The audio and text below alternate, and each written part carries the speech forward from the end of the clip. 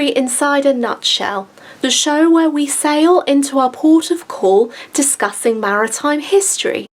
First of all, I would like to thank my friend Hanna from the Historic Travels Discord group for coming on once again to narrate this video. The video is going to be a little bit of a short one today, as it talks about the sea trials of the Titanic. The sea trials of the RMS Titanic. On the 31st of May 1911, White Star Line's newest ship, the RMS Titanic, was launched at the Harland and Wolff shipyard. At a length of 269 metres and weighing 46,000 tonnes, she was recorded as the largest passenger ship afloat. She was even larger than her sister ship, the Olympic. She was a marvel to behold, and many were hoping for a successful maiden voyage. However, the final construction stages and scheduled dates for the voyage were pushed back due to several incidents involving the Olympic. By April 1912, everything was back on track, and with her scheduled departure set for the 2nd of April, White Star and Harland and Wolff were pleased with her progress. But there was one final problem. The sea trials were due to take place on the 1st, however it was postponed due to hazardous weather, so it was pushed back to the 2nd, the day when the Titanic was supposed to sail to Southampton. In the early morning, the weather was clear and fair with a light breeze.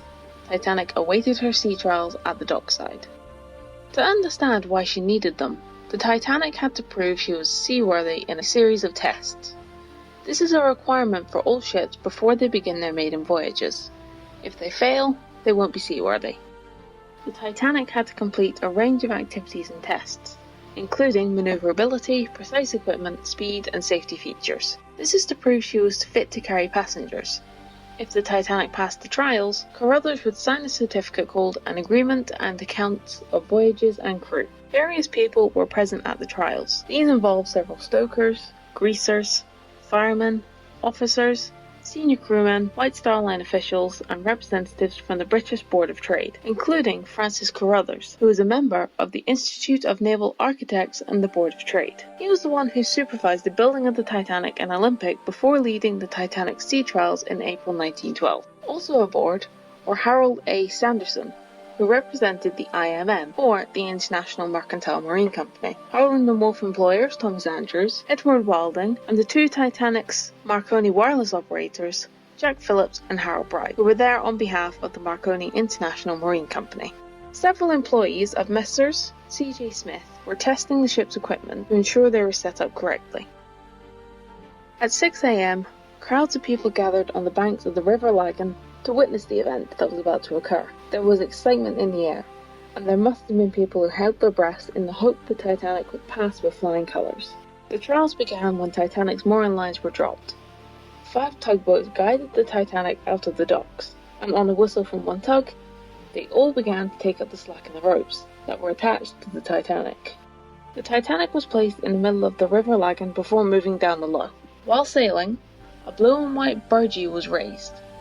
This meant that the Titanic was undergoing sea trials. Then, the bells of the telegraph ran out across the bridge and down in the engine room. The valves were open, which allowed the steam to travel from the boilers to the 2 huge engines.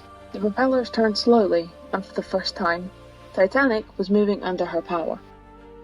The Titanic began to sail at a top speed of 20 knots, until an order from the bridge came to say, "Stop all engines." Several more manoeuvre and start-halt tests occurred before launch. Afterwards, there was a major stopping test, where a buoy was dropped in the water and the Titanic had to speed towards it.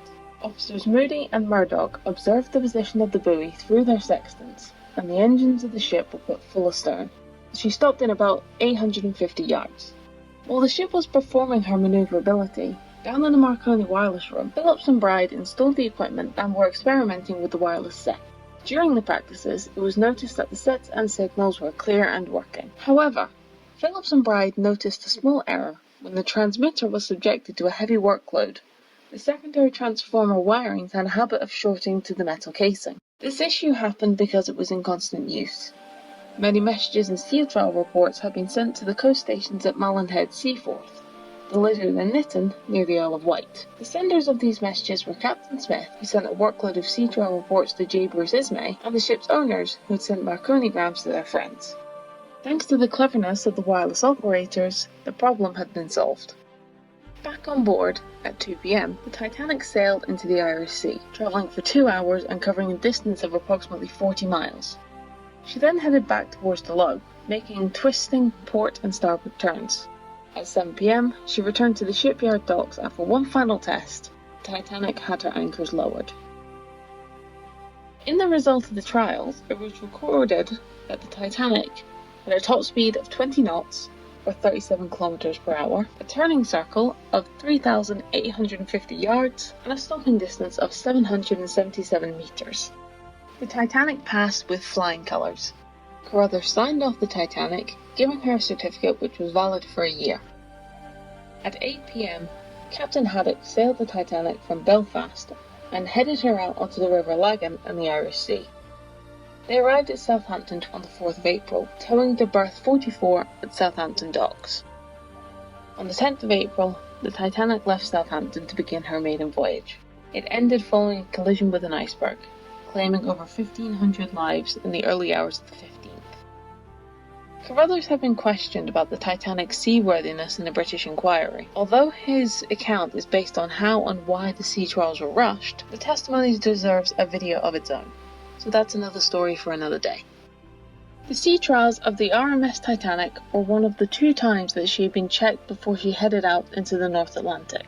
Despite this, the trials weren't enough to save the liner. Since the disaster, there have been debates about how and why the trials were rushed. If they weren't, then the Titanic could have survived if she failed the trials and further delayed, which would have been long enough to avoid the iceberg. What do you think? Share your thoughts in the comments. If you enjoyed this episode, please like and subscribe for future videos. Until next time, this has been History Inside a Nutshell, departing from the docks. Thank you so much for all of your support and enjoy the rest of your voyage.